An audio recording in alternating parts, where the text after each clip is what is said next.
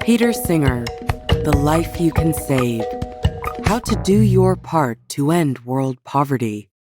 Narrated by Thomas Florio and Amanda Marr. There's a harsh reality that we all know but rarely talk about. All around the world, people suffer from poverty, malnourishment, and other forms of deprivation. By comparison, even our modest lives are nothing short of a lavish luxury. So, given our substantial privilege, how can we live an ethical life? This is the question at the heart of The Life You Can Save. These blinks draw on the philosophical work of Peter Singer to lay bare the moral problem of poverty. Far from a self-righteous diatribe, the arguments here ask us to rationally consider our own responsibility to our fellow man.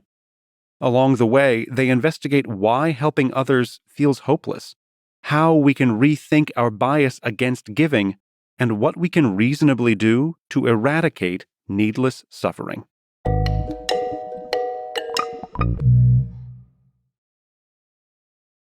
Blink 1 of 8.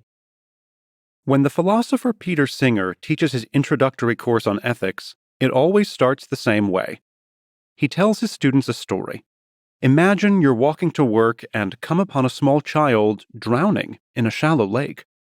You can easily save the child, but doing so would ruin your new shoes. So, do you dive in? Of course, every student is quick to answer yes. After all, a life is worth more than even the loveliest loafers. But then, Singer poses a follow-up question. In 2017, 5.4 million children under 5 died of preventable diseases. Now, how many students bought new shoes with money they could have donated to an effective charity? This second query is much more uncomfortable. It highlights the disturbing truth that our actions don't always align with our moral compass. The key message: we can eliminate extreme poverty, but we haven't.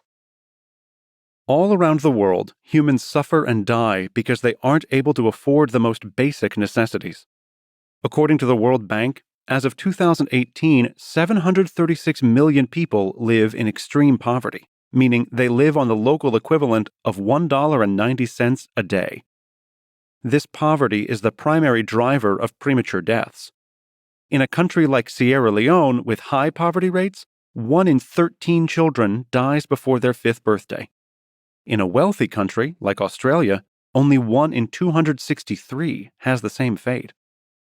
Such statistics may seem overwhelming, but in reality, humanity has made great strides in changing this condition. Since 1993, the rate of extreme poverty around the world has nearly halved. The most dramatic drop came from East Asia, where the poverty rate went from 60% in 1990 to just 2.3% in 2015. The wealthiest nations are faring well, too. As of 2018, about half of all people are middle class or above, meaning they have excess money for consumer goods, vacations, or other unexpected expenses. And of course, the rich are doing the best of all. According to Forbes, there are about 2,000 billionaires around the globe, twice as many as 10 years ago. So, with such ample wealth available on Earth, why do we allow millions to die because they can't afford proper nutrition or basic health care? If we know we can reduce poverty, why haven't we reduced it to zero? We'll begin to answer these questions in the next blink. Blink 2 of 8. Every year, thousands and thousands of children around the world die of malaria. But it doesn't have to be this way. A small $200 donation to the Against Malaria Foundation will buy enough mosquito netting to protect 180 children. So, let's say you make the donation. Well done. You're now helping to keep hundreds of people safe against a serious and sometimes deadly disease. But while you're thinking of celebrating this feat of altruism, ask yourself why you're choosing to stop there in the first place. Can you do more still? New clothes, fancy foods, nights out, all these expenses aren't essential. if you really wanted to, you could easily donate more. So, is it wrong that you don't? The key message here is yes, it's ethically wrong to keep extra cash for yourself.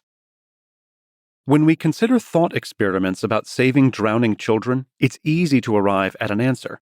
Our intuition tells us that preventing death is more important than a fleeting luxury like fancy footwear. Therefore, it's a moral imperative to dive into the lake, even if it ruins our shoes. However, if you tease out the actual arguments behind this action and apply them to the real world, the implications can be harder to handle. The logic is built on three basic premises. First, people suffering and dying from lack of food, shelter, and medical care is very bad. Second, if you can prevent this suffering without sacrificing anything of equal value, it's wrong not to. And third, you can actually prevent this suffering without sacrificing anything important by simply donating to effective charities. If you accept these three premises, the conclusion is clear. If you don't donate to effective charities, you're doing something wrong. Of course, when put in these terms, many of our everyday behaviors, like taking vacations or buying the latest technology, become ethically dubious. Now, some people will object to this framing. Surely, if we make money, we're allowed to spend it however we want. But this is beside the point. This argument isn't about what we have to do with our cash. It's about what we should do with it. It's about our choices.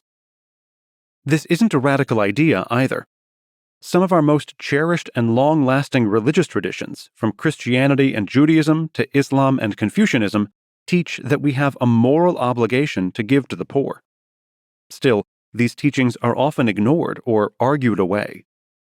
Let's look at some reasons why this is. Blink 3 of 8. It's 1987, and all eyes are on Midland, Texas. A small child named Jessica McClure has fallen down a well. For 2 days, the news has given wall-to-wall coverage as rescuers toiled to bring her to safety. Enraptured viewers have donated millions to provide her care. Yet, over the same 2 days, something else has also happened. All around the world, close to 70,000 children have died of preventable, poverty-related causes. Unfortunately, million-dollar donations to save these children are few and far between. Their deaths haven't even made the evening news. As it turns out, people's altruistic instincts aren't always guided by reason. In fact, there are a whole host of psychological biases that prevent us from acting in the most ethically consistent way. Here's the key message. Our charitable decisions aren't always based on sound arguments. Most people claim that saving lives is a high priority. But our actions aren't always in line with this belief. This is partially due to the way we make decisions about when and how to help. Oftentimes, our choices about donating to life-saving charities are influenced by factors outside of how many people we can help. For instance, people are more likely to give money to save one specific life than multiple anonymous ones. Researchers asked 2 groups to donate to save the children. The first group was given general statements about how their money could help. The second was told their money would aid a 7-year-old Malawian girl named Rokia. The second group, feeling more emotional attachment to the identifiable child, donated significantly more. Feelings of futility also play a role in our decisions to give or not to give. In one study, researchers told participants that giving aid could save 1,500 people at a refugee camp. One group was told the camp had 3,000 total inhabitants, while the other was told it had 10,000. Here, the first group donated more. They felt their action would save half the camp, while the second group felt their donation wouldn't have a big impact. Of course, both groups would save the same number of people, but that didn't matter. These are just 2 ways that show how our decisions about giving to charity are governed more by effective emotional thinking than by logical, deliberative thinking. This bias is partially due to evolutionary pressures that have made us more sensitive to suffering when it's small scale and directly in front of us. However, this fact does not excuse us from the moral imperative to give. It's just a barrier we need to overcome. Blink 4 of 8. Imagine this. You flip on the radio to your favorite local station. Instead of hearing music, you hear the host soliciting donations for the station's annual fund drive. At first, you ignore the requests. But then, the host starts giving updates. Someone just donated $20. Another person just gave $30. Slowly, you start thinking about pitching in a few bucks yourself. Why the sudden change of heart? Well, hearing about the generosity of others made you want to act as well. This is because humans tend to fall in line with what psychologists call their reference group, or the people and communities who surround them. So, if we want individuals to give more money to good causes, a great strategy is to make altruism a community effort. The key message: we can increase charitable giving by creating a culture of giving. Creating a culture of giving means creating a world where donating money and resources to altruistic causes is a widespread norm. One of the best ways to do this is to simply promote the idea that giving is already a common practice. Studies find that people donate more money when they think others do as well. One experiment conducted in Sweden found that telling students that 73% of their classmates donated to charity nearly doubled the school's rate of giving. Another strategy is to systematically encourage altruism by creating organized giving communities. This is the idea behind efforts like Giving What We Can. This organization asks members to sign a pledge to donate at least 10% of their income to effective charities. Since its founding in 2007, its 4,000 members have donated nearly $150 million and are expected to eventually donate $1.5 billion. A similar group, the Giving Pledge, has organized more than 40 billionaires to make a similar commitment. An even more effective approach than asking people to give away money is making giving the default option. For instance, businesses like Bain & Company and Combank integrate automatic donation schemes into their employee contracts. Under these arrangements, 1% of everyone's salaries goes to charity, unless the employee asks to change things. This works because while some people may opt in to voluntary pledge programs, very few people will make an effort to opt out of programs that are already in place. Our current culture may stress values like selfishness and self-interest, but this isn't a permanent state. If we start acting like giving is a routine part of life, it may just become one. Blink 5 of 8. There's probably no one more concerned about financial returns than investment bankers. So, in 2007, when two hedge fund managers, Holden Karnofsky and Eli Hassenfeld, decided to donate to charity, they did their homework. They delved into researching which charity was the most cost-effective. What they found was underwhelming. Very few charities could provide concrete facts or figures on their achievements. To remedy this, the pair founded GiveWell, a nonprofit dedicated to finding and funding the most effective charities on Earth. After a few years of experiments and audits, GiveWell arrived at an answer. If you want to do the most good with your dollars, give to charities that directly help the least fortunate. Here's the key message: effective aid programs aim to save as many people as possible. There's a misconception that we should evaluate charities by their administrative costs. The idea is that bad charities spend too much on overhead and not enough reaches the beneficiaries. However, this ratio is largely irrelevant. After all, a well-funded staff and well-run organization is crucial to delivering effective, life-saving interventions. A better metric is to examine a foundation's work in terms of cost per person helped. Consider a charity in the United States which provides guide dogs to blind people. It's a good cause, but each dog costs $50,000. Now, compare this to SEVA, an organization that prevents blindness in developing countries by treating trachoma. Each case can be treated for about $50. So, for the same cost of helping one blind person, This charity can prevent 1,000 people from losing their sight to begin with. At thelifeyoucansave.org, you can now find a curated list of many similar interventions that can help an astounding number of people for very little money. For instance, there's Helen Keller International, which distributes life-saving vitamin A supplements for about $1 per person. Or there's the Fistula Foundation, which, for just a few $100s, provides women with life-saving obstetric care. Some critics allege that international aid efforts end up doing more harm than good.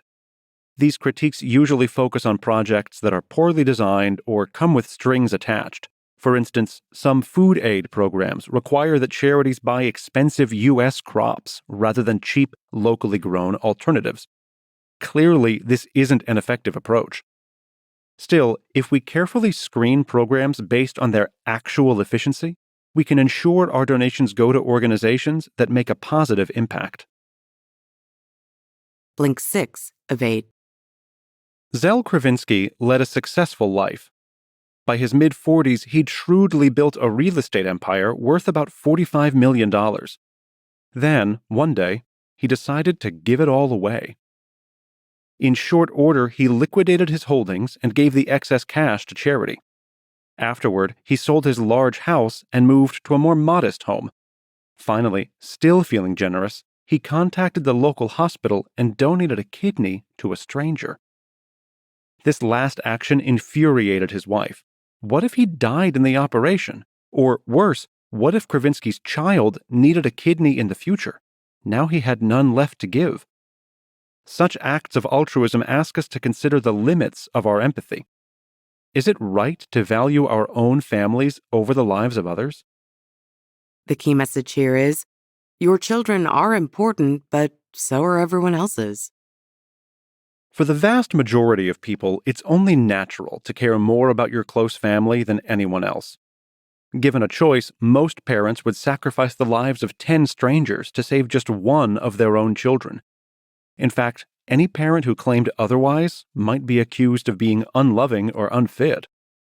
But is such a stance morally acceptable? It depends. If we take a completely impartial view, all people are equally valuable, regardless of whether or not they're related to us.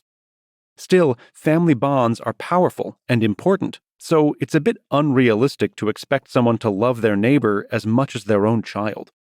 Even in traditional Israeli kibbutzim, where all children are raised communally, parents still favor their own offspring. So it seems appropriate to first focus on caring for your own family. But after you've met their basic needs, it's morally right to look at the broader community. After all, smothering your own child with luxuries while others go hungry is excessive, even if it feels very natural. This same logic underlies Responsible Wealth, an organization founded by Chuck Collins. Like many millionaires, Collins inherited a huge fortune.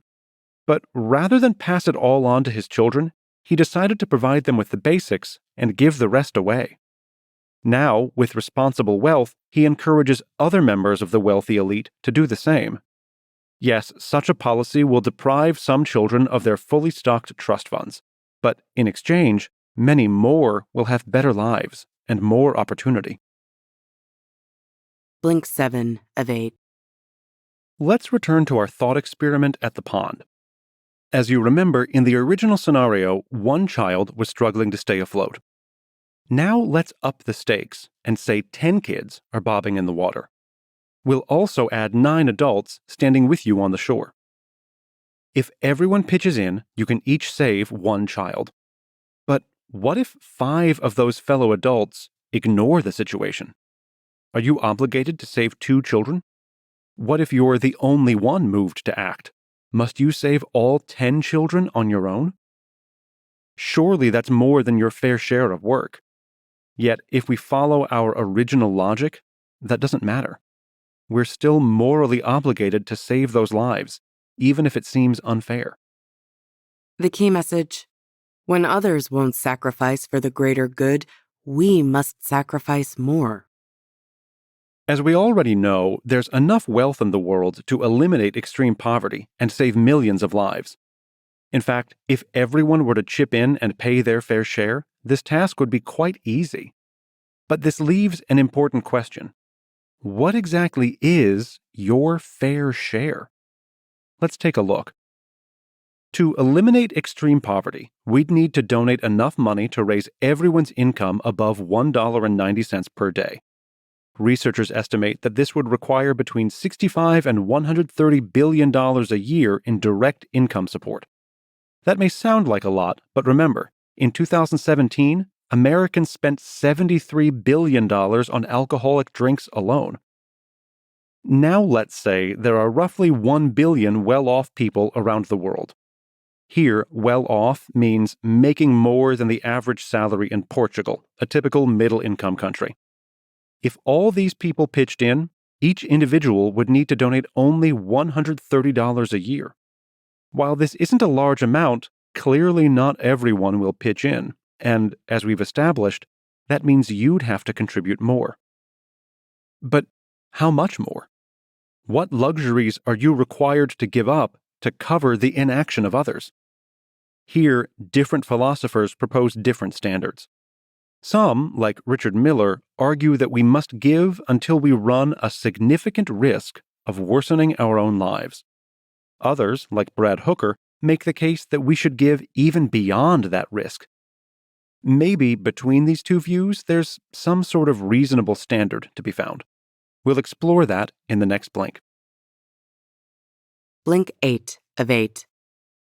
How much should one person give? On the surface, it's a simple question. Yet, over the millennia, it's provoked a diverse array of answers.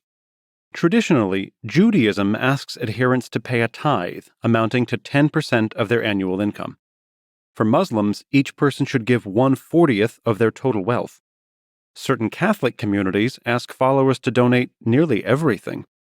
Finally, more recent secular pledge groups encourage yearly donations ranging from 1 to 50%.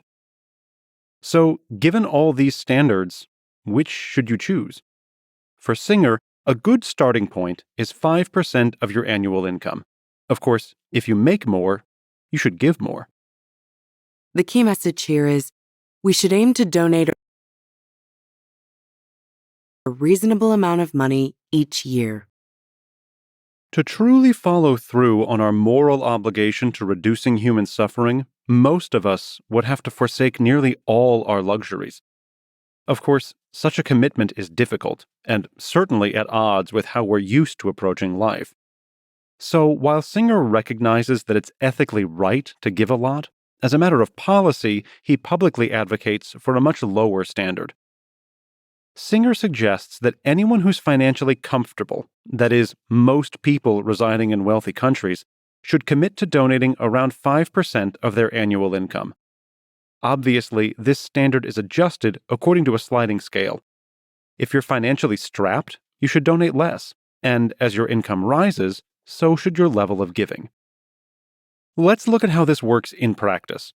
If you're living in the U.S. on a gross annual income of $40,000, it's reasonable to give 1% of that wealth annually.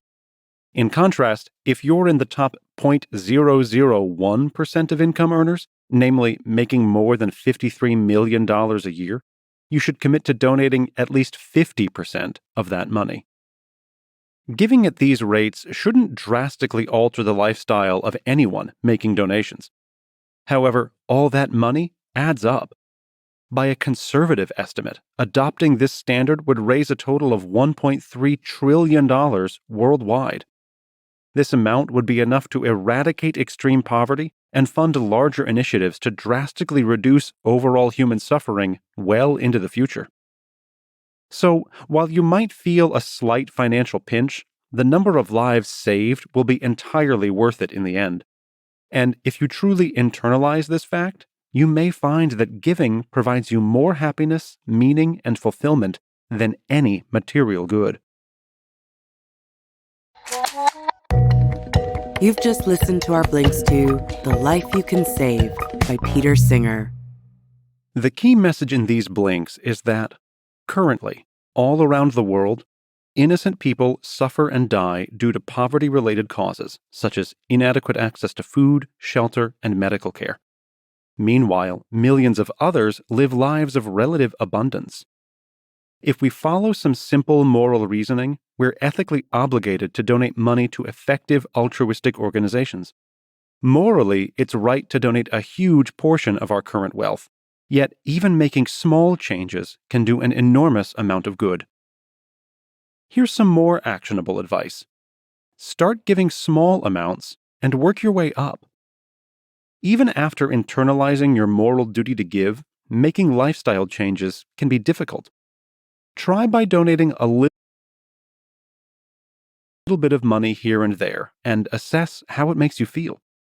You may find that the act of saving lives is exactly as satisfying as it sounds. For example, visit thelifeyoucansave.org and you'll find a selection of free tools to help you become an effective donor, including a curated list of effective charities, an impact calculator to help you estimate your impact, and information about tax deductibility in different countries. Got feedback? We would love to hear what you think about our content. Just drop an email to remember@blinkist.com with "The Life You Can Save" as the subject line and share your thoughts.